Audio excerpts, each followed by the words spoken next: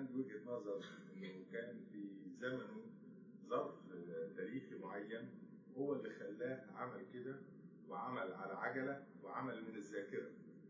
مش كل حاجة كانت موفرة ليه معلومات زي ما ابونا بيقول بالتفاصيل، اللي كان فاكره واللي كان تحت ايديه تحت ايديه. السياقات هي احداث سنة 700 هجرية اللي ذكرها المقريزي، واتقفلت الكنائس 11 سنة ونص، وهو نفسه كانت كنيسته مقفولة أكثر من سنة. فهو شعر إن هيجي جيل وهيعيش ومش عارف الكنيسة هتتفتح إمتى. هي آخر كنيسة فتحت بعد 11 سنة ونص، اللي هي معمول لها تذكار 23 توت في الاستنصار فتح كنيسة حطب. فخلال الفترة دي اللي هي مرشح تقريبا كتب الكتاب ده 1303، لأن الكنيسة اتقفلت 1301 1312 من مارس 1301 اللي هي مقابل رجب سنة 700 هجرية. آخر حاجة فتحت كانت في سبتمبر سنة 1312 اللي هي توت 1024 للشهر. ففي الفترة دي هو كتب خوفا إنه المعلومات اللي عنده هو هيموت ومحدش يعرفها، وما يعرفش امتى هتفتح الكنائس تاني، ما يعرفش امتى هتفتح، والناس مش عارفة إيه اللي هيحصل بالظبط. عشان كده هو كتب كل اللي عنده، وكتب زي ما كتب، وبرضه ده بيفسر ليه مليان حواشي المخطوطات الأصلية بتاعته، لأنه كان بيكتب ويرجع يفتكر حاجة فيضيف حواشي.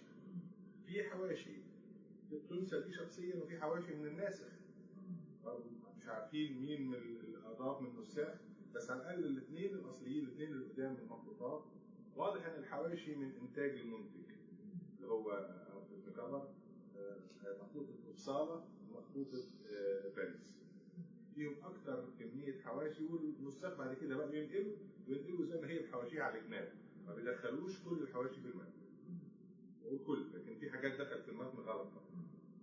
ممكن أبونا في ملحوظة عايز أقولها للأسف، لما تقرأ الكلام اللي هو كاتبه، هو كتب مصباح الظلمة قبل أن يحصل ب3 سنين، هو اتنيح 1324، مصباح الظلمة 1321. لما تقرأ اللي هو بيقوله تلاقيه بينقل نصا من نص الرسالة، ما يقدرش يتذكر فقرات كاملة بنصها، فده بيبين انه بينقل النص قدامه ولكن بيغير وهو بينقل.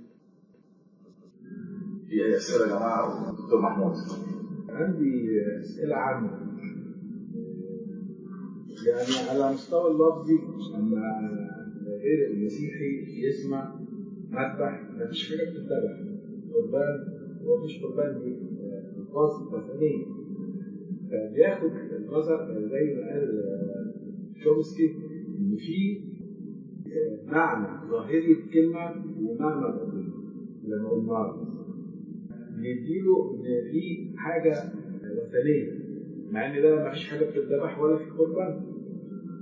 احنا عندنا في الكنيسة القبطية خطأ تكلمت عنه مرارا وتكرارا. ايه هو الخطأ؟ غاب عنا في كنيستنا حاليا مفهومين، مفهوم السر ومفهوم الشركة. المفهومين دول لما غابوا أنتجوا كل ما تقوله جزئية منه وما أكثر ما يقال، لأن مفهوم السر لما غاب أصبحنا نقدر نصور المذبح والذبيحة المقدسة على المذبح، ذبيحة ومذبح